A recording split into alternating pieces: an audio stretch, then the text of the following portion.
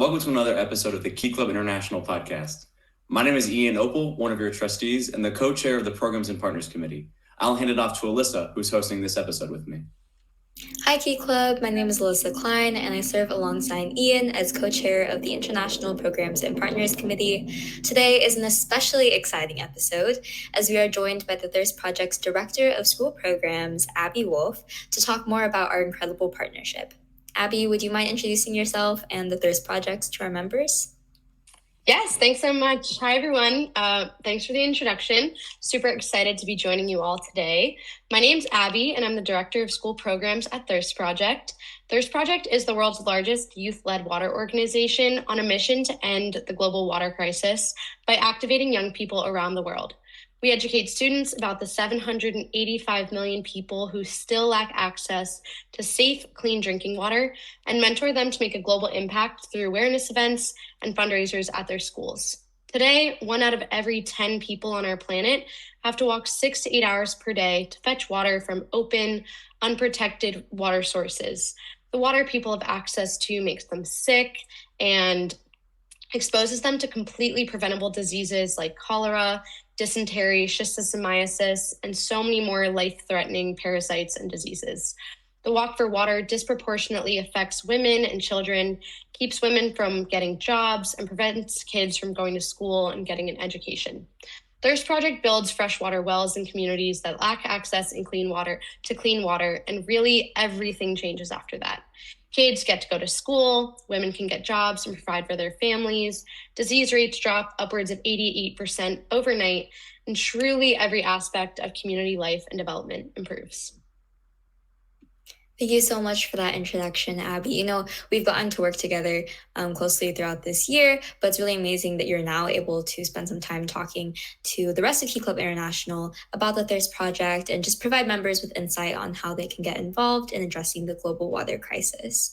To provide those listening in with some more context, would you be able to share a brief history of the Thirst Project's journey as an organization and maybe add in some of Thirst Project's major accomplishments in pursuing its mission? Yeah, definitely. So Thirst Project started in 2008 when a group of 19-year-olds heard about the water crisis and wanted to do something about it. They got together a group of their friends, and one of those 19-year-olds is our founder and CEO, Seth Maxwell. And they got together the money they had, which was around $70, bought some water bottles and jerry cans, which are like the 5-gallon gas cans that people use to collect water, went to Hollywood Boulevard and just started talking to people. They challenged people to carry these heavy jerry cans full of water down the block and back. And in just one day, that $70 turned into $1,700 of donations. And people actually gave back for the water that they took. And that same day, they met some teachers who invited that group of students to their schools to share with them about the water crisis. And that was when they realized nobody was activating young people around this issue. So that's really where Thirst Project was born. And those first few schools went on to fund our first full Thirst Project well. So since then, we've really never looked back, and we've educated over 5 million students, and we raised $15 million. Along the way, we've had some incredible accomplishments like partnering with celebrities like Jennifer Garner, Wyatt Oleff, Laura Marano, the cast of The Office, and the cast of The Maze Runner, who've hosted various campaigns for us or hosted our annual gala. And I honestly believe one of our greatest accomplishments has been partnering with Key Club, as we're now partnered with the mightiest group of students across the entire world who are truly dedicated to service and helping others. And Key Club members are so grateful that the Thirst Project is giving them such a fantastic outlet to serve such a meaningful cause. We're also curious to know about some of the personal experiences you have from the Thirst Project. During your time with the organization, were there any moments that were particularly meaningful to you? Yeah, 100%. So I first heard about Thirst Project at the Florida District Conference when I was a sophomore in high school. So through Key Clubber turned working at a partner organization, which is super cool. And you really never know when one moment will change the trajectory of your life. So after that presentation, I was immediately inspired and wanted to bring Thirst Project back to my home club. And in 2 years, my club at Boca High funded a well, and we fundraised $12,000 for clean water. So we fully funded a water project in Eswatini. And a year into college, when I was at the University of Florida, I actually had the opportunity to go to Eswatini with 3 other Key Club alumni and see the water projects that we had funded with Thirst Project. And we got to see firsthand what changes when people gain access to clean water, how people are able to farm in their backyards and vegetables or raise livestock, and how disease ends and people get to go to school, get jobs. Really, everything changes. I know I'll probably say this a few times, but it's true. So it was a life-changing trip. And now that I work at Thirst Project, I've been so proud to lead students on that same journey I was on kind of a few years ago, maybe 6, maybe 7. But yeah, it's been great to see people on their own successful paths now. Yeah, and I think that's just so amazing how your journey with the Thirst Project has come full circle, starting with your involvement in Key Club and now to being an official employee of the Thirst Project and working with them. It's super inspiring for Key Clubbers right now who may be hosting service projects with the Thirst Project. And we also know that the Thirst Project is well known for some distinctive celebrity partnerships. And so we're curious to know, have you ever had any interesting celebrity interactions during your time with the Thirst Project? Yeah, so I've worked here for a little over a year. So I got to attend our 14th annual gala last summer, where we honored Monique Coleman with the Pioneering Spirit Award in honor of Cameron Boyce. And she's most known for her role in High School Musical. And it was super inspiring and cool to meet someone that I've followed since childhood, watching High School Musical. And also Laura Morano gave a wonderful performance at our gala, and she was really kind. And it's inspiring to see celebrities use their platform for good and positive impact. So great to meet them, and excited to meet more people along the way. Yeah, I'm sure our Florida Key Clubbers are super excited that Ronnie Hawk from Stuck in the Middle will be hosting a keynote at the Florida District Convention on behalf of the Thirst Project. We've had a great time getting to know more about your experiences with the Thirst Project, and we're excited to share how Key Club members can get involved with the Thirst Project's efforts. Would you be able to share some ideas as to how clubs can support the Thirst Project? Yeah, of course. So Key Clubs can always reach out to Thirst Project to request virtual presentations, or they can start their own awareness events and fundraisers throughout the year at their schools.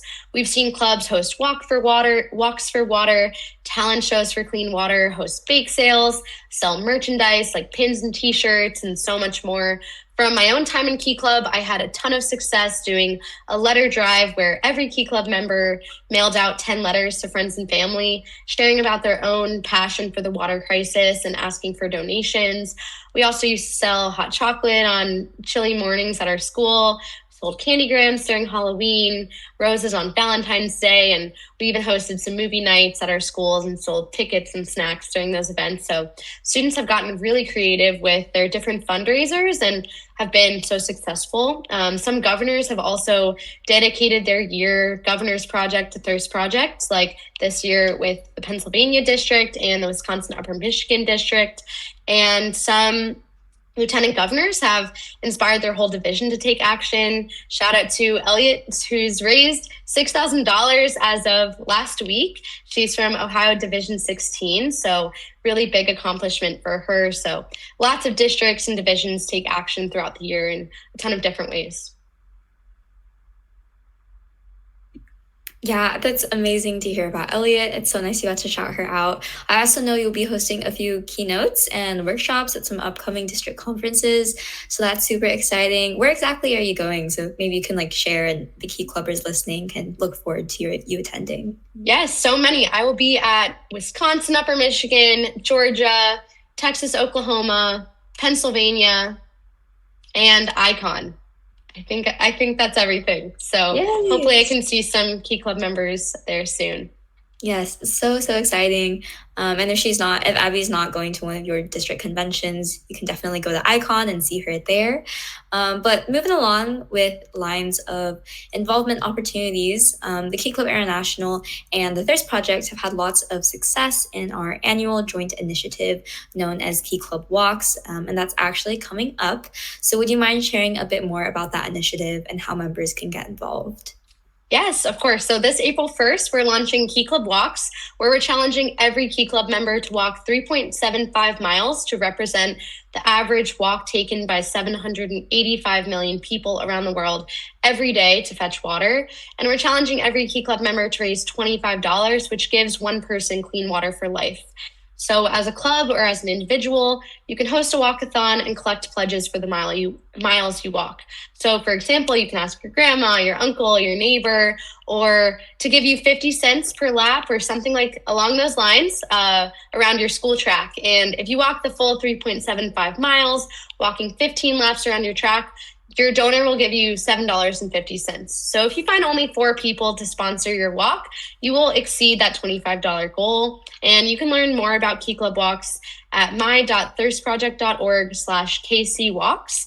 And I really hope every Key Club member is able to take action this year with Key Club Walks. Super excited to see the impact that will come out of that. And I think we'll have some exciting awards at Icon as well for the districts that take action.